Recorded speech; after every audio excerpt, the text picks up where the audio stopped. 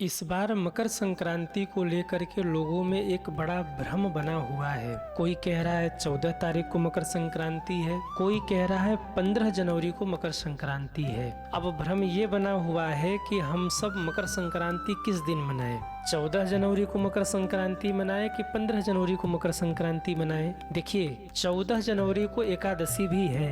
लोग भ्रमित हैं कि अब हम क्या करें। एकादशी के दिन चावल स्पर्श नहीं करना चाहिए, चावल खाना नहीं चाहिए। कुछ लोग कह रहे हैं कि 14 जनवरी को ही मकर संक्रांति भी है। तो अब भ्रम ये है कि मकर संक्रांति के दिन खिचड़ी खाना चाहिए, खिचड़ी का दान करना चाहिए, चावल का दान करना चाहिए, अन्न का दान करना चाहिए। लोग भ्रमित हैं कि हम करें क्या। तो सबसे पहले आप ये समझिए कि हम संक्रांति मनाते कब हैं। जिस दिन सूर्य मकर राशि में प्रवेश करें उसी दिन संक्रांति मान्य होती है। वर्ष में 12 संक्रांतियां होती हैं, जिसमें सर्वश्रेष्ठ संक्रांति है मकर संक्रांति। जरा समझिएगा आप, ये मकर संक्रांति सर्वश्रेष्ठ क्यों है? क्योंकि यहीं से उत्तरायण काल का आरंभ होता है। उत्तरायण काल यानी देवताओं का दिन, और 6 महीने तक ये चलता है।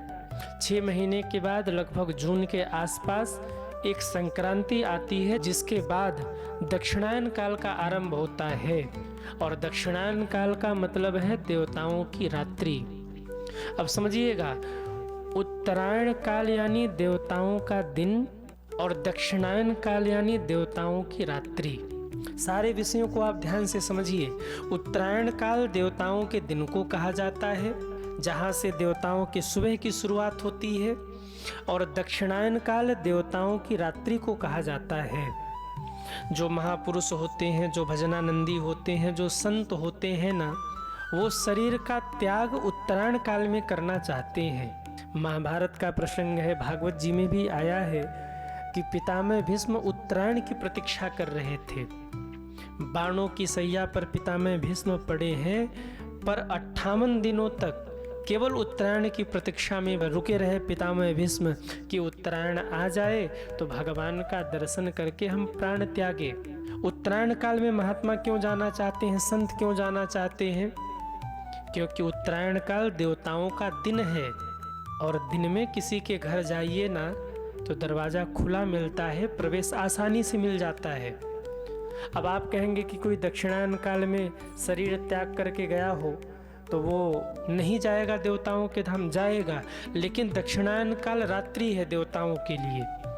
तो सुबह होने का, दिन होने का उन्हें इंतजार करना पड़ेगा। दिन होने के बाद जब कपाट खुलेगा तब उन्हें देवलोक में प्रवेश मिलेगा। इसीलिए संत लोग सदैव उत्तरायण काल में जाना चाहते हैं। मकर संक्रांति इसलिए सर्वश्रेष्ठ है क्योंकि एक तो भगवान सूर्य अपने पुत्र शनि से मिलने जाते हैं, गंगा अवतरण की भी कथा है, और एक कारण ये भी है कि मकर संक्रांति के साथ ही उत्तरायण काल का आरंभ होता है।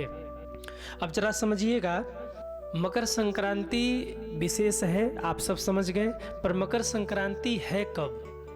कुछ लोग कह रहे हैं कि 14 तारीख को है, कुछ लोग कह रहे हैं कि 15 तारीख को है। मकर संक्रांति का जो पुण्य काल है वो 14 जनवरी को ही आरंभ हो रहा है, दोपहर के 3:13 से। तो देखो, ये मकर संक्रांति तो 14 को ही आरंभ है, परंतु अब ये संशय बना हुआ है कि भाई 14 को तो आरंभ है, पर मकर संक्रांति हम मनाएं कैसे? क्योंकि आरंभ तो भले ही 14 को है, पर दोपहर के बाद है, 3 बजे के बाद है, और दूसरा संयोग ये भी है कि एकादशी भी है। वैसे ये तो अच्छा है कि मकर संक्रांति और एकादशी दोनों एक ही दिन है, परंतु अब विडंबना ये है, सोचनीय ये है कि अब इसमें करें क्या हम। एकादशी पर चावल हम खा नहीं सकते, और मकर संक्रांति पर हमें चावल का दान करना है। तो देखिए, आरंभ भले ही मकर संक्रांति का 14 को हो रहा है, परंतु हम सबको ध्यान ये रखना है कि हम सभी को 14 तारीख को एकादशी व्रत का नियम पालना है। जिस समय मकर संक्रांति का आरंभ हो रहा है, आप उसी समय दान का संकल्प कर लीजिए। जो भी अन्य दान आपको करना है, आपको 15 तारीख को करना है। अगर आप 14 तारीख को कुछ दान करना चाहते हैं तो खटतिला एकादशी है, तिल और गुड़ का दान कर लीजिए। पर अन्न का दान आपको नहीं करना है क्योंकि एकादशी है। तो अन्न का दान कब करेंगे? 3:13 के बाद जो पुण्य काल है मकर संक्रांति का, आपको उसमें दान का संकल्प भले ले लेना है कि हम दान करेंगे, परंतु दान आपको 15 तारीख को ही करना है, 14 को नहीं करना है। बस ध्यान ये रखिए कि दान आपको 15 तारीख को करना है, क्योंकि 14 तारीख को एकादशी है। इस दिन आप अन्न का दान नहीं कर सकते। इस दिन आप अगर दान करना है तो आप तिल और गुड़ का दान करिए, बाकी अन्य दान आप 15 तारीख को करेंगे। खिचड़ी वगैरह खा रहे हैं, भले ही मकर संक्रांति का आरंभ 14 को ही हो रहा है, परंतु खिचड़ी आप 15 तारीख को खाइए, क्योंकि एकादशी के बाद द्वादशी को चावल खाना ही चाहिए। तो उस दृष्टि से भी सही है। भले ही 14 तारीख को मकर संक्रांति है, पर चावल का निषेध है एकादशी के कारण, तो आप खिचड़ी खाइए, खिचड़ी का दान करिए, चावल का दान करिए, लेकिन वो 14 तारीख को नहीं, वो आपको 15 तारीख को करना है। अच्छा, जब आप 15 तारीख को दान करते हैं तो इससे 2 फायदे आपको ये होंगे कि एक तो एकादशी का व्रत जो आपने पालन किया, उसके बाद आपने दान किया, उसका भी फल मिला, और दूसरे 14 तारीख को संक्रांति आरंभ हो रही है, आपने 15 तारीख को दान किया एकादशी के बाद, तो आपको मकर संक्रांति का भी पुण्य फल मिल गया। भ्रम में नहीं रहना है आपको। कई लोग कहीं सुनी बातों में भ्रम में आ जाते हैं कि हम करें क्या महाराज। आजकल हम त्योहारों से अधिक लोगों की बातों पर ज़्यादा ध्यान देते, इसीलिए हम दुखी रहते हैं, भ्रम में रहते हैं। तो 14 तारीख को मकर संक्रांति का आरंभ भले ही हो रहा है, पर अन्न दान आपको 15 तारीख को करना है, क्योंकि 14 तारीख को पहले में एकादशी का पालन कर ले और एकादशी में अन्न दान नहीं होता। अब कुछ लोग कहेंगे कि हम ब्रह्म मुहूर्त में उठ करके मकर संक्रांति को स्नान करते हैं, तो वो स्नान हम 14 तारीख को करें या 15 तारीख को करें? दोनों दिन कर लीजिए, 14 को भी कर लीजिए और 15 को भी कर लीजिए। 14 तारीख को एकादशी है, शाम को मकर संक्रांति का आरंभ हो रहा है, 15 तारीख को भी आप कर लीजिए। वैसे तो माघ मास में 1 महीने तक ब्रह्म मुहूर्त में स्नान करने की महिमा है। 1 महीने तक ब्रह्म मुहूर्त में न हो तो सूर्योदय के पहले तो स्नान कर ही लेना चाहिए इस माघ के महीने में। अब रही बात 14 और 15 तारीख की, तो ऐसा तो नहीं है ना कि अगर 14 और 15 दोनों दिन हम ब्रह्म मुहूर्त में स्नान कर ले तो हमें पाप लग जाएगा। ऐसा कुछ भी नहीं है। आप 14 और 15 दोनों दिन स्नान कर लीजिए ब्रह्म मुहूर्त में। एकादशी का पालन 14 को कर लीजिए। दान का संकल्प जब 14 तारीख को जब संक्रांति का आरंभ हो रहा है तब कर लीजिए, परंतु जो दान करना है वो आप 15 तारीख को यानी अगले दिन करिए, क्योंकि 14 तारीख को एकादशी है। मकर संक्रांति के दिन ब्रह्म मुहूर्त में स्नान करने की भी बड़ी महिमा है, पर कुछ लोग ठंडी के कारण स्नान ही नहीं करते।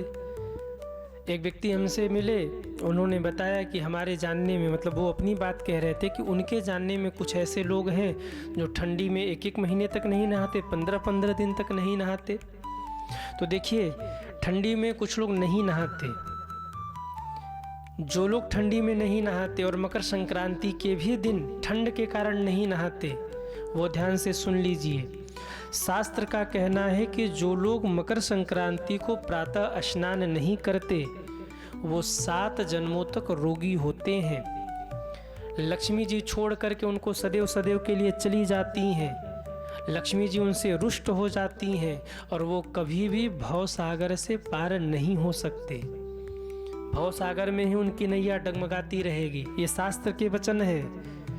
रवि संक्रमण ने प्राप्तेन स्न्यादयस्तु मानवः स 7 जन्म रोगी यास्त स 7 जन्म रोगी स्यात् निर्धन सैव जायते। शास्त्र का कहना है कि 7 जन्म तक वो रोगी होते हैं, निर्धन होते हैं और जन्म मरण के बंधन से वो कभी निकल नहीं पाते। जो लोग मकर संक्रांति के भी दिन स्नान नहीं करते, इसलिए भैया मकर संक्रांति के दिन ब्रह्म मुहूर्त में स्नान कर लीजिए, और ब्रह्म मुहूर्त में न हो सके तो कम से कम सूर्योदय के पहले तो आप स्नान कर ही लीजिए। इसकी बड़ी महिमा है। अब कोई कहेगा कि महाराज जी आप कह भले रहे हैं कि हम रोगी हो जाएंगे, निर्धन हो जाएंगे, पर हम तो स्नान नहीं करते, हम तो रोगी हुए नहीं, हम तो निर्धन हुए नहीं। देखिए, तन का रोगी होना ही रोगी नहीं है। रोग कई प्रकार के हो सकते हैं, मन के भी रोग हो सकते हैं, एक भव रोग भी कहा गया। तो यहाँ तन के रोग से ही आप मत लीजिए, यहाँ भव रोग से भी आप लीजिए। मकर संक्रांति को भी जो नहीं नहाते वो भव रोग से कभी पार नहीं पाते, भव रोग में उलझे रहते हैं। और रही बात धनहीन होने की, तो केवल आप धन को ही, पैसे को ही धन मत समझिए। एक धन है पुण्यों का धन। जो लोग इस मकर संक्रांति के दिन स्नान नहीं करते, संकोच कर जाते हैं ठंड के कारण, वैसे तो प्रतिदिन स्नान करना चाहिए। और मुझे जितने लोग सुन रहे हैं, मुझे भरोसा है आप सब प्रतिदिन स्नान करते ही होंगे, पर हो सकता है कोई ऐसा हो जो 2-4 दिन में एक दिन नहाता हो, तो उनके लिए मैं विशेष निवेदन कर दूं, केवल जो मकर संक्रांति के दिन भी स्नान नहीं करते वो धनहीन हो जाते हैं, लक्ष्मी जी रुष्ट हो जाती हैं। और धन का मतलब केवल आप पैसे से ही मत लेना, पुण्यों का भी धन होता है, उनके जीवन के पुण्य क्षीण हो जाते हैं। तो आप इस दिन ब्रह्म मुहूर्त में स्नान करके कुछ न कुछ आप दान अवश्य करिए। जो लोग भी मकर संक्रांति पर दान करते हैं उनके लिए शास्त्रों में कहा गया है, संक्रांत्याम यानी दत्तानि हव्य कव्यानि मानवः तानि नित्यम ददामि अर्कः पुनर्जन्मनि जन्मनि। शास्त्र ये कहते हैं कि जो लोग भी मकर संक्रांति के दिन हव्य यानी हवन करते हैं देवताओं के निमित्त, कव्यानि जो पितरों को तर्पण करते हैं पितरों के निमित्त, यानी जो हव्य करते हैं, कव्य करते हैं, हवन करते हैं और पितरों के लिए तर्पण करते, पितरों के लिए कुछ पुण्य कर्म करते हैं, दान करते हैं, भगवान सूर्य जन्म जन्मांतर तक उनको सदा सदा निरंतर वो वापस करते ही रहते हैं।